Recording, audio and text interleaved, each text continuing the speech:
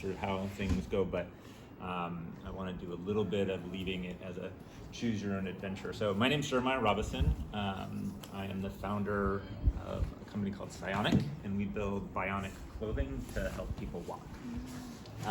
My motivation for starting that company is actually my daughter, Sophia, who is here at school at Nueva, and she has a diagnosis of cerebral palsy. And most of my career I spent at the intersection of data and the human body. And after watching the lack of solutions that were available to her, I decided that I had just enough knowledge and a whole lot of motivation to try and build something for her. Nice. All right, so maybe I'll restart my introduction just so people know. But let me start with this. So we talked about doing an exercise at the end of this little talk, and so one of the things that I always like to talk about is, and we can couch it in one of two ways, but I like to call it founder market fit. So you guys probably have heard of product market fit before, right? That's, does your product fit your audience? And a lot of times in early entrepreneurship, we talk about market founder fit. Why this particular person is working on this problem. And so for all of you, and then what I understand about this class is that you're all getting together to work on problems that you think are important in the world. And the sort of missing piece of all of this is, who am I in this space, right? And so what the introduction I was giving was my motivation for starting this company, Psionic, which builds bionic clothing to help people walk. And my specific motivation around that is my daughter, Sophia, and her diagnosis of cerebral palsy and the lack of technical solutions to help her. But I suppose the story starts a lot further back than that. So I've been working in technology since the late 90s. And I thought, as I was going through this, I can go in one of two ways, and I'll ask for your guys' vote on this. I can either dial up the technology side and dial down the entrepreneurship side, or I can switch that. So show your hands if you want more technology and less entrepreneurship. A bit of both sounds nice. All right, then I will do a bit of both, and I will try to expound a little bit on the entrepreneurship side and the journey that led me here. Do what the students want. I don't know, I'm interested in both. So I'm a technologist by trade, by training. I went to Stanford University and majored in computer science, and my love affair with technology started back when I was about 6. So my father is also a technologist, and I always like to say that he taught the military how to fly on an entire stack of punch cards. So he was doing computer science in the late 70s at the University of Utah, and he worked for a company called Evans and Sutherland. Any of you guys heard of Evans and Sutherland? Mm-hmm. Have you guys ever seen the movie War Games? Yeah. Oh, I heard of it. I think I have when I was young. So there's a big computer called the Whopper. So that was my first introduction to computing. My dad would take me to work with him, and on a giant computer the size of this room, he would let me type on the keyboard, and I was 4 or 5 years old at the time, and all I could do was count.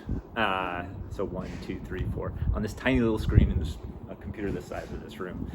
But it was mesmerizing to think of what was possible.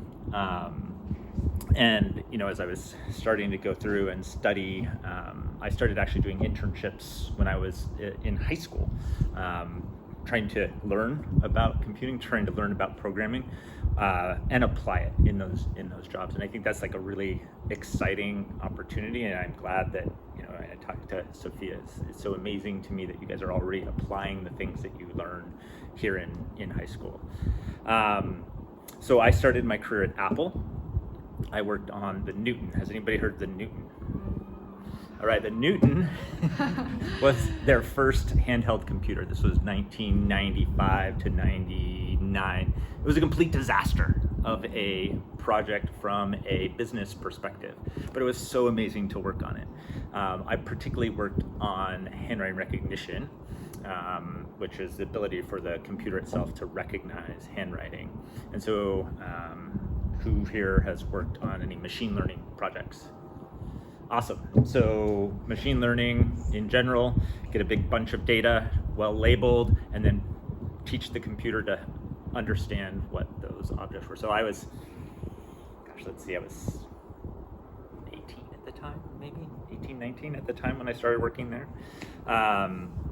And I worked on the handwriting recognition team building tools to help collect handwriting samples so that we could then label them and then use them to train the model.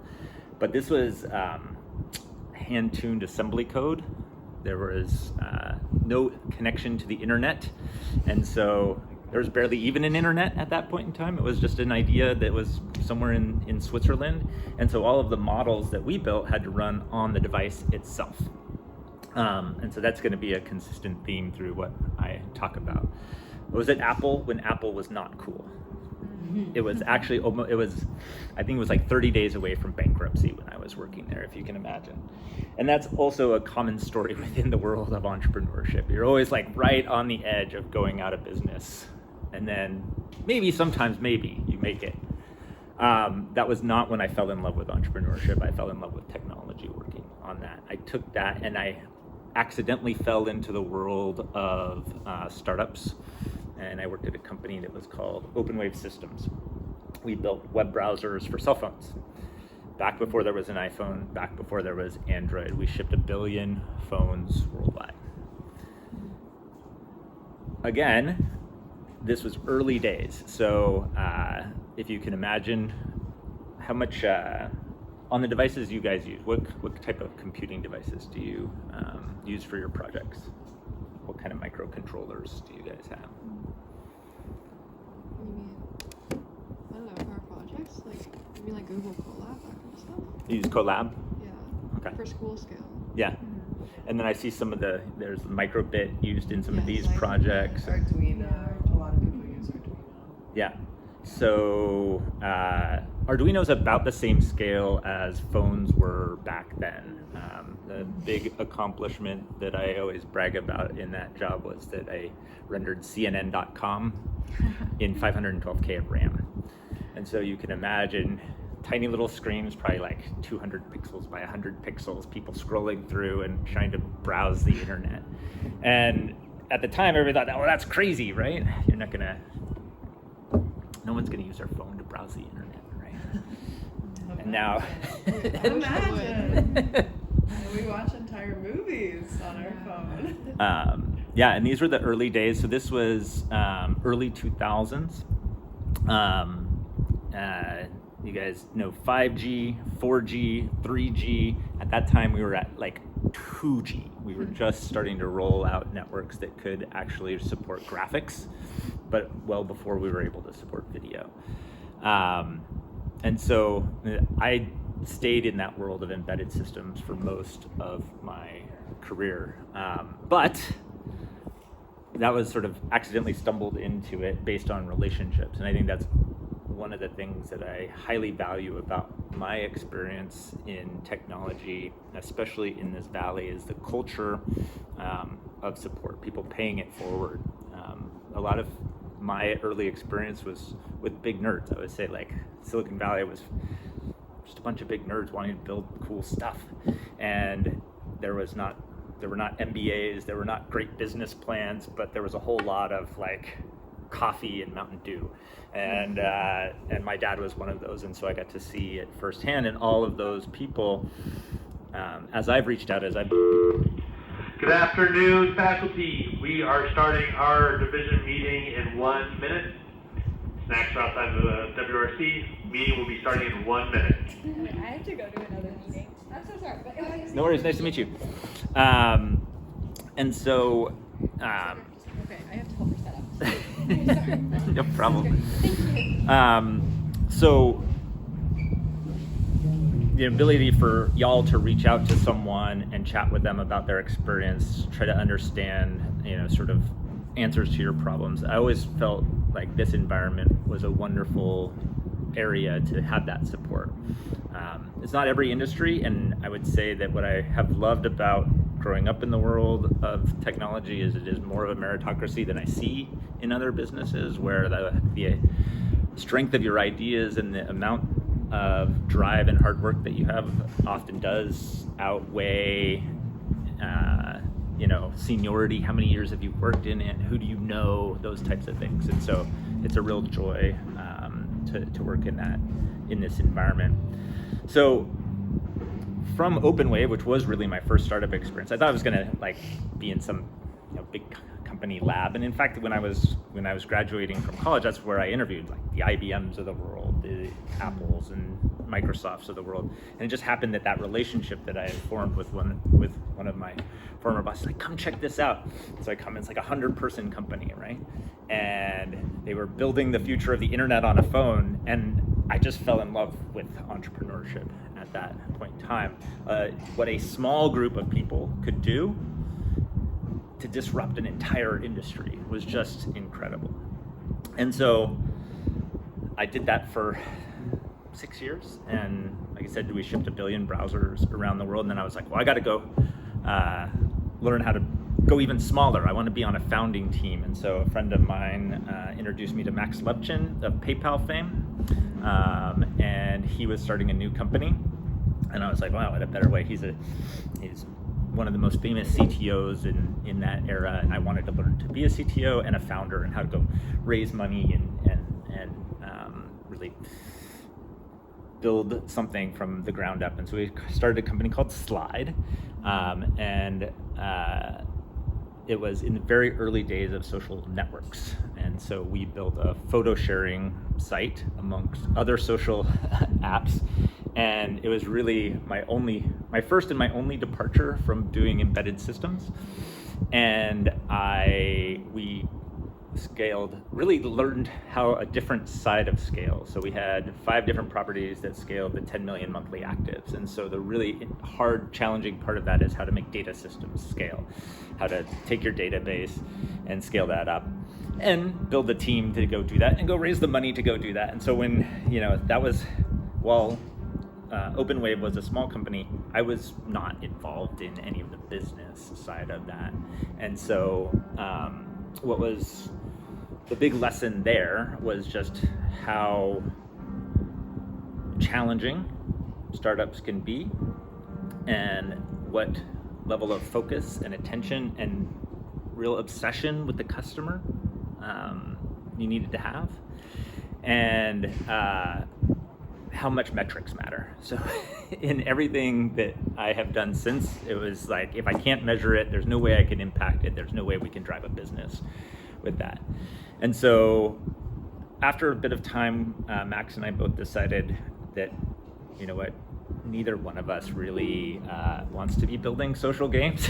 That's not where our passions lie. Social games really interesting. Games in general, it's a hit-based business. It's like making a movie.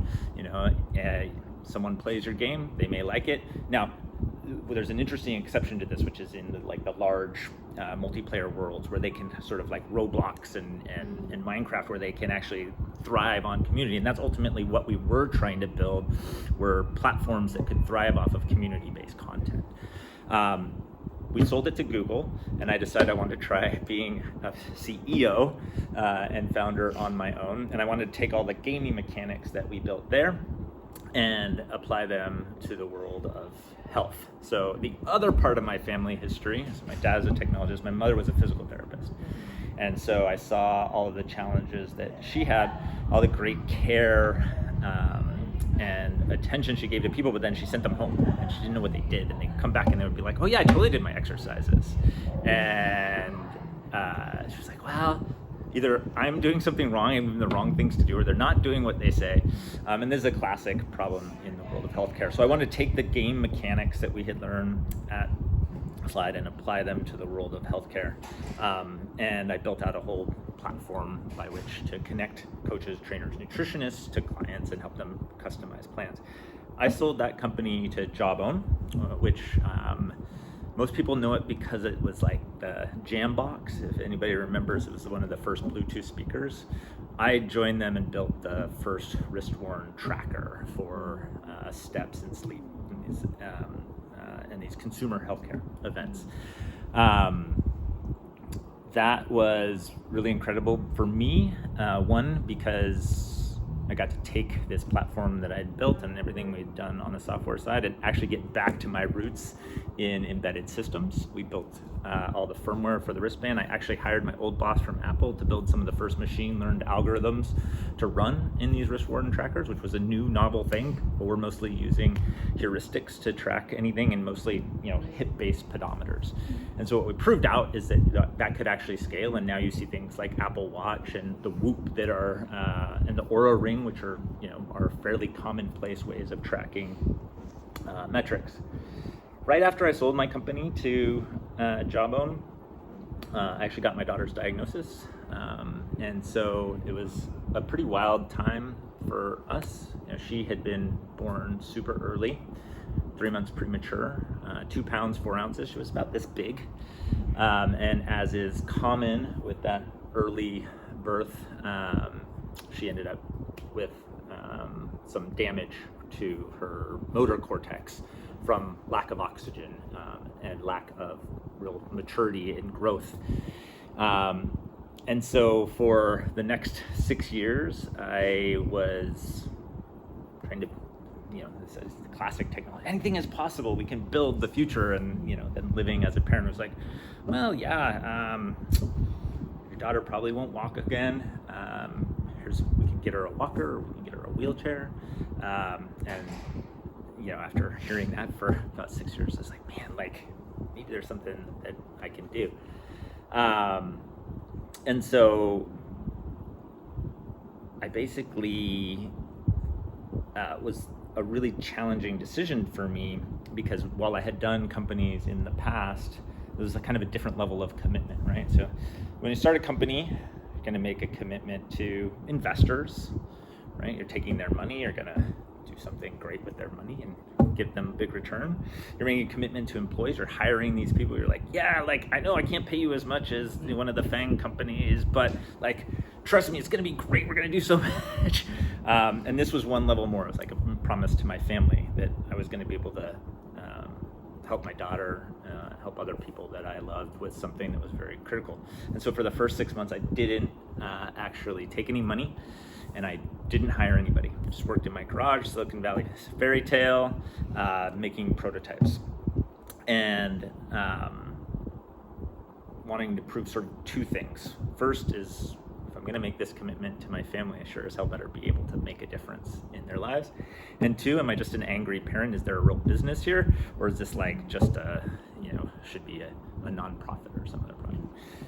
What I learned is that the scale of mobility challenges in the world is already quite large and is growing. It's expected that by the year 2050, 20% of the population will be impacted in their mobility in some way or the other. We're getting old as a society. We've actually conquered a lot of the chronic diseases, a lot of the viral conditions. We'll see, the environment will get us eventually, but right now, old age is what's getting most people. And so there was a real scalable business with real dollars behind it, and was able to build enough on prototype standpoint to say okay, we can make a real difference in people's lives. So I went out, raised some money, hired some people, again, back to relationships, people who I had worked with in the past, and that you don't always have, yeah, go ahead. Oh, sorry, I don't mean to interrupt. I'm curious, since we did mention talking about the technology, do you mind diving a little bit into those prototypes you alluded to? Yeah. In fact, let me wrap it up on the sort of the origin story, and I brought toys, so we can actually have a look at them. So raised some money, started building the prototypes, and fast forward to today, took that all the way through the FDA. We now have a Class 2 prescription-only medical device. We just celebrated 1.5 million hours on body, and we are making a big difference in people's lives and their mobility, with our primary users being multiple sclerosis, stroke, cerebral palsy, and spinal cord injuries. Basically anything where there's damage between the signaling part of the brain and the ability to activate muscles. So that takes us to the prototypes, to the technology. So I will start by showing you what is bionic clothing. So first, here's prototype. So Was this one of the first ones you made, or? this is 3 years in. So this is a level of manufacturing that we had to get enough money behind us to do. The early ones were, really hand sewn, Yeah. and duct tape and baling wire, and a lot of software. So this is our computer. It has actually more power in it than those early cell phones, and that can deliver 120 volts to the body at a low current. So, we're typically less than 20, 30 milliamps to create a muscle activation. Wow. So what our system does is twofold. Is one, we are measuring the body, right? And so these electrodes here are a bidirectional neural interface. So they can sense muscle firing signals through something called surface EMG. Does anybody played around with surface EMG? Is that like skin conductance, or? It's slightly different, but it is measuring the electrical signal of a muscle activation. So when the brain is telling a muscle to fire, it's sending an electrical signal to contract the muscle. And you can also, an eccentric contraction, a relaxation of the muscle, or often countered with the other muscle in the muscle pair. And so we can sense how well those muscles are firing. So when someone is walking, we can see, is there a lack of firing that is causing them to have a mobility challenge? Is it an overfiring? So it's actually, we move 26 different muscles when we're walking, and most of us don't have to think about it. And so the other thing that we do both in the sleeve and then in this device is measure the orientation of the limb. So if I'll use my arm since it's harder to see my leg. I can know where the limb is in space and what the orientation is, and then create an algorithm that basically takes that information and says, my limbs are in this position and I want them to be in this position. What muscles do I have to fire? And so do you guys heard of reinforcement learning? So it's a classic reinforcement learning. I am applying a signal, a stimulation signal in this case, to move the body in a certain way, and then I'm remeasuring. How well did I do? Okay, do I need to fire it more, or do I need to fire it less? And so between understanding what muscles are firing, that helps us to do a planning, a motor planning scenario. And then we execute that motor planning scenario, and then we measure again, how well did we do, and then we can adjust. And so what it takes to build that. So we talked earlier about collecting a massive amount of data. It's not a massive amount, but we did take about 30 neurotypical individuals who have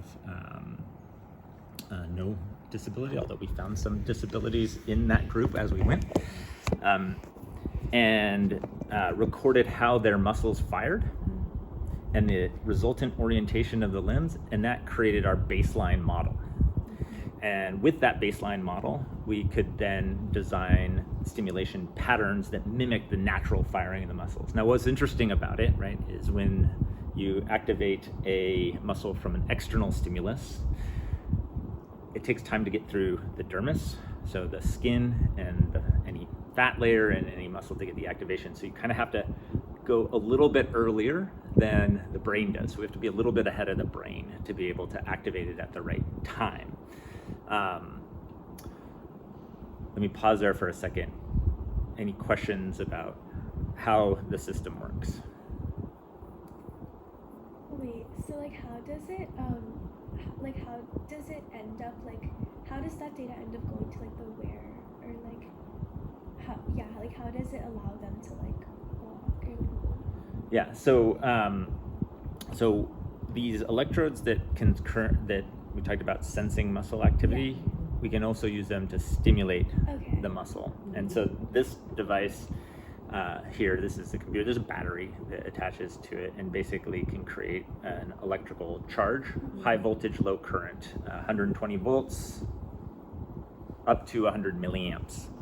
And that goes to the dermis and basically activates the muscle in the same way as if your brain had sent that signal. Brain's much better at it, much faster at it, and you can't feel it. It's sending a similar electrical signal to say activate that muscle, and that if we had a good biologist or a biochemist here, they would talk about sodium ion channels, and that's the facility by which the electrical conductivity of your nervous system carries an electrical signal from the brain to the periphery. Okay. So is it in any way painful, or what does it feel That like? is a great question. Yeah. It is an unusual sensation, I will say, and we work really hard to make it as comfortable as possible. Does it feel like almost getting a static shock? No, Or no? it's not as surprising. Okay. Is it like like the muscle relaxation where they give you little electrical currents and it like kind of contracts your muscle? It's exactly that. Same principle. So TENS, if you ever had TENS, TENS is, so there's two different electrical pathways in the body. One is the motor pathway. Well, there's a couple other ones, but it's the motor pathway and the sensory pathway, right? And so TENS is typically on the sensory pathway. You're going to use a higher frequency of stimulation, typically above 100 hertz. For muscle activation, it's a lower frequency, so typically around 35 hertz, with a bit of a higher intensity, so more milliamps into the body. And so we actually do both motor stimulation to activate muscles and sensory stimulation to relax muscles. And so one of the complexities of what we work on with individuals with motor challenges, it's not just the fact that they can't fire, it's their muscles are firing at the incorrect times as well. So we use that sensory side to try to relax the muscles at the same time. Yes. So how, I mean, you mentioned, right, like in walking, there's like 16 or so muscles that you're using. So does the person, like, let's say you want to help that person walk, like, how many electrodes, where are they getting placed, how do you ensure they stick? Yeah, good question. Second prototype. Actually, this is not a prototype. This is, this might actually be a prototype of our second generation system. So our second don't tell anyone, we're submitting to the FDA this week. Congratulations. The main differences between the first version and this version, and you can pass it around, but let me just show you something first. So this is a hydrogel. So this creates a more comfortable activation than you would if you were applying the metal directly to the skin. And this is a consumable component. So every month or so, depending on how much the individual uses it and how much current they need to activate their muscles, they might change them more often. And what we did here, because of some of the challenges, and again, this is sort of, let's think about the problem holistically. If anyone has had TENS or seen FES applied in a clinical setting, a therapist is trying to move the electrodes around until they can find the right position on the muscle. What we do here is take an array software-based approach to it. And so these 6 electrodes can be time sliced in such a way as to create a virtual electrode of almost any shape or size across one of the major muscle groups. And so you asked how many muscles and how many electrodes. There's 24 electrodes to focus on 5 major muscles in the body. So quadriceps, there's 3 different muscles in the quadriceps. There's the rectus femoris, the vastus lateralis, and the vastus medialis. And each one is responsible for a slightly different part of leg extension. Okay. Hamstring, knee contraction. The main group, the hardest group for us, is actually these 2 muscles here, the tibialis anterior and the peroneus longus. And so the tibialis anterior, the TA muscle, lifts the foot. If you've ever had a family member who's had a stroke, you might have heard of foot drop, which is a common.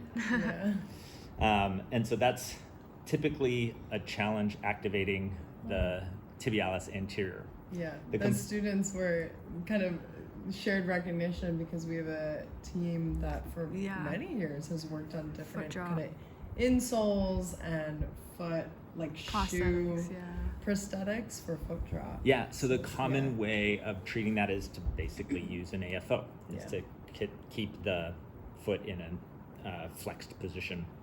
And so That's good because it keeps you from falling. It's bad because you're not activating your own muscles, and you lose all of the propulsion that you would have from the calf muscles. So there are people who work on mechanical exoskeletons for trying to solve this problem. A little bit bulkier, a little bit slower battery life. What's nice about our technology, and those two things can work in concert, by the way, is that we're using the body's own musculature. We're just bypassing the actual problem. The actual problem is a connectivity problem between the brain and the muscle. There's not necessarily any weakness to that muscle. Oftentimes those muscles are actually strong and spastic, and so we're able to activate the muscle, building up muscle builds up circulation. In some cases, we're able to create neural retraining. So that's like the ultimate goal is, can we reteach the body how to fire those muscles? That's what I was gonna ask, because like you're using models from people who don't have physical disabilities to basically retrain the patterns with electrodes. But yeah, do you have any cases where you're actually connecting? Yeah. So that person's neural firing back to the foot or whatever muscles. Using brain-computer interface. Well, it is. We would hesitate to use the phrase brain-computer interface, but we would definitely use the phrase neural interface. And so it is a big circuit, right? Your brain sends a signal, it travels down the spinal cord. If it doesn't get interrupted by something else, it will activate the muscle. And then the proprioceptors, which is another electrical system, I said there was another one, there's a few more, is telling your brain what happened to your body. That can also be interrupted, right? And so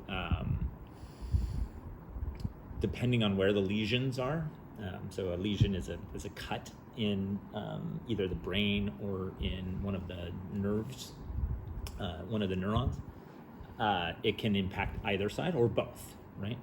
And so where have we seen people? So the fun part about it, and you can pass this around, is that, and this is the package computer, and that goes in the pocket. So have you guys studied how airplane electrical systems are made? So there's a concept called high redundancy.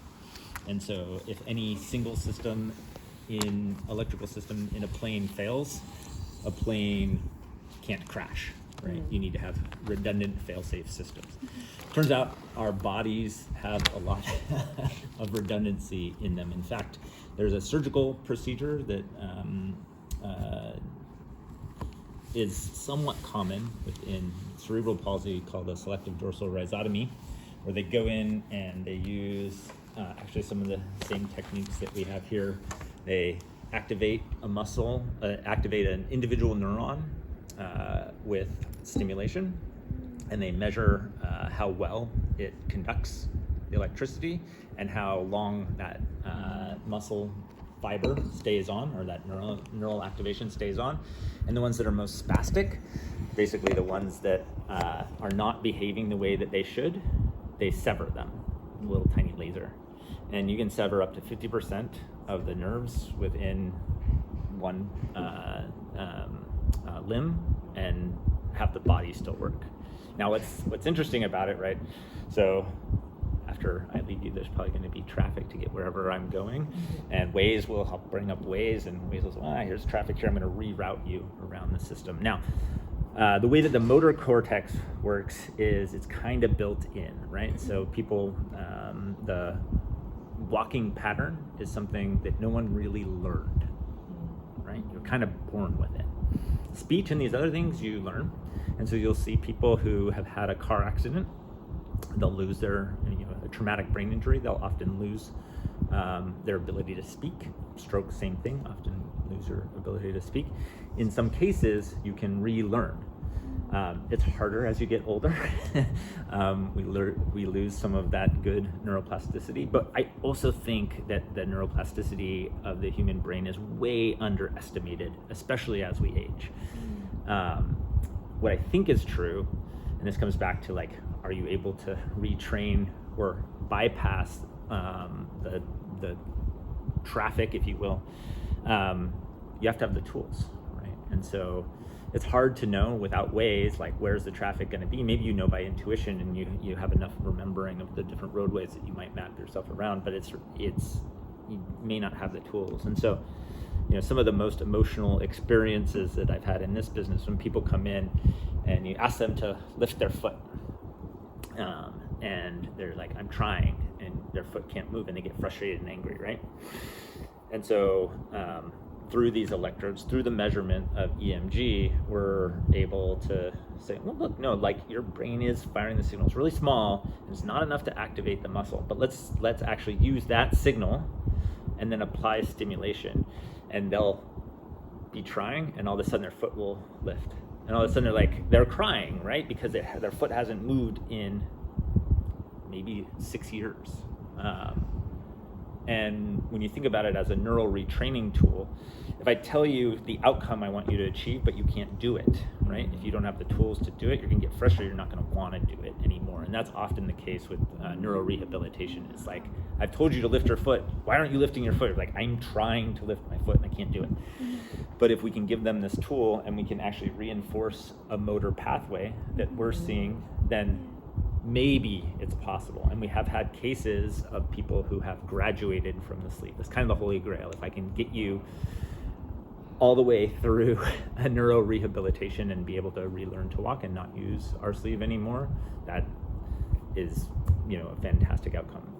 We deal with a lot of neurodegenerative diseases, and so that's a lot harder. So the disease is progressing as they're losing mobility, but they're just trying to keep mobility for longer.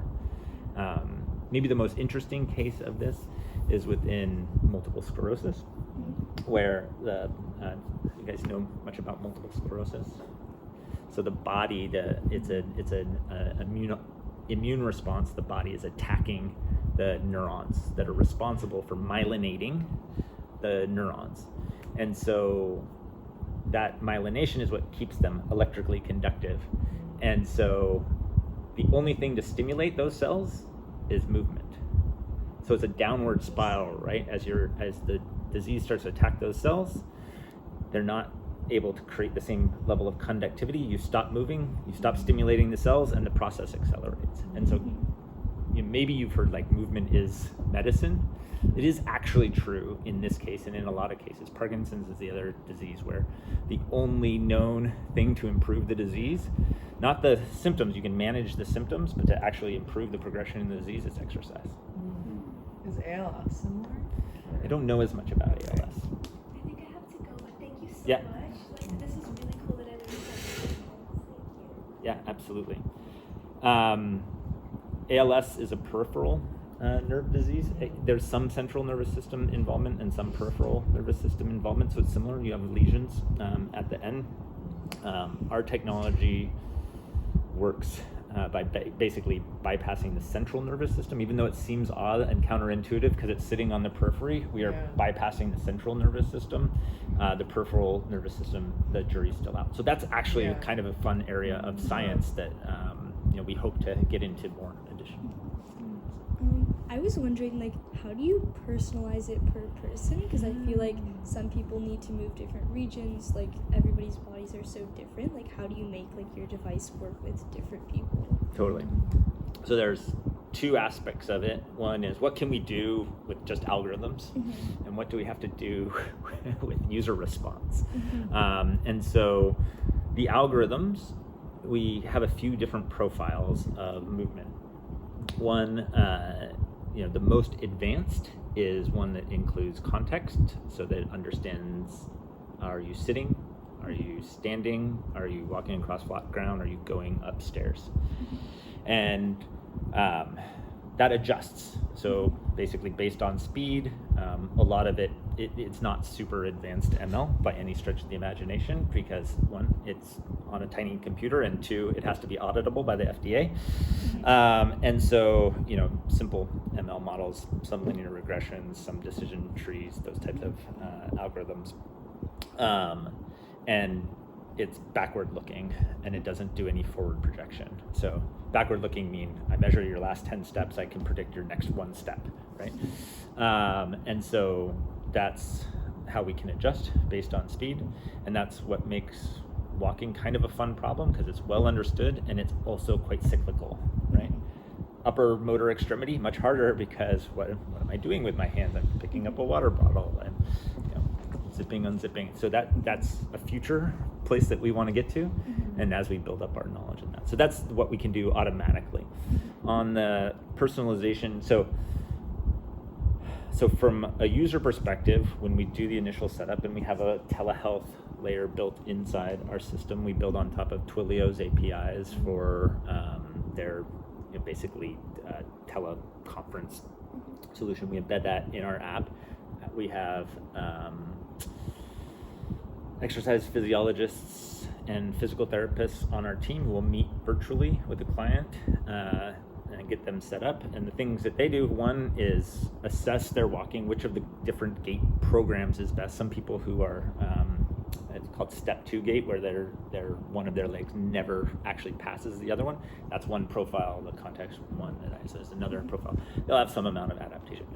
What muscles do they need activated, and which style of and do they need any sensory activation? So they can be like, okay, I'm going to do the TA and the hamstring. We'll put those on, and then they start to do the configuration.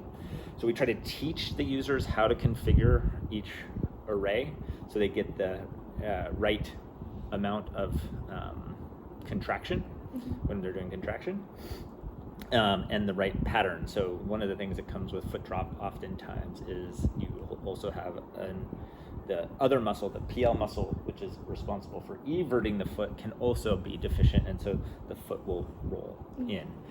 And so we basically can show them how to set up the array so they get the right movement, and then reproduce it, right? Because you're going to put the sleeve on, it can be in a slightly different position. We want you to be able to, imagine it's like kind of a joystick for your foot, and so we teach them to do that. And that's the sort of third layer of personalization, their ability to change that on a regular basis. And then we also have a bunch of exercises for building up strength and neuroplasticity that are not walking related. So those are the different components in the system that can be personalized. Yeah. I'm curious, has your daughter tried it or used it? Yeah, she does use it. Oh, wow. I can't convince her to bring it to school with her. But, and that's another piece, right? Like, I think when we think about the who we're serving, right? When we're building a project, there is the technology, and then there are the people, right? That we're trying to serve, or the our customer that we're trying to serve. And one of the things with assistive devices is oftentimes people don't want to use them because they don't want to be othered. They don't want people to look at them, and in most extreme cases, they just won't even go out and interact with their environment. Now, Sophia is pretty independent. You will, if you see her walking around, you'll know she doesn't walk like everybody else, but she's comfortable with it. She doesn't hurt herself, which is one of the major things. And so we work on this more in a periodic rehab type environment rather than a sustained activities of daily living. But someday I'll make it light enough and cool enough that she'll be like, oh, cool. Yeah. And that's kind of the grand ambition. It's like in a set of leggings or... That's the grand ambition, is that we get to a point where remove the friction in the device. It's still, it's not as light as leggings. There's that sticky electrical piece, kind of a pain to put on. And if your need is high enough and the benefit is big enough, you're like, well, I'm going to do that, right? Yeah. And so a lot of times in the wearable space, and this was kind of my frustration and somewhat my deliverance on this, is that, when I was doing consumer health, I could tell you what you're doing. I could even tell you like how to improve your health, especially when it came to sleep. But no one would do it, right? And so a lot of technology, I mean, if anybody here remembers Google Glass, it was like, it's a technology, but without a real problem. Now, I fully believe that one day, everything that we wear will both be diagnostic and likely assistive for everybody, right? Like, I'm going to drive a smart car, I'm going to wear smart clothes. Smart glasses already exist. They do. And we've come a long way since Google Glass, and I think I expect them to get even better. I mean, there's no better interface to the world than our eyes and ears. And so augmenting those, the glasses are like a perfect form factor. So what are you guys working on?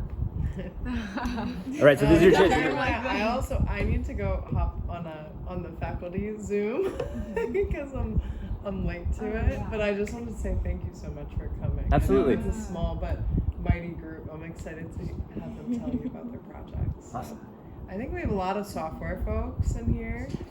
And then, are you working on it? Software. You're also working on software. Well, it's all software. I mean, it has to run on Yeah. some hardware. Yeah. And But Viola's been, I mean, all of you have been involved with some embedded projects, right? Green Swing, and then, like, Foot Trip, the Fair Foot one, so. Yeah. Okay. nice to meet you. I know I'm gonna. Okay. Do you want to go? Wait, you go first. You sure? Yeah. Okay. Well, Arishka is my partner. She had to leave. We were working on a software that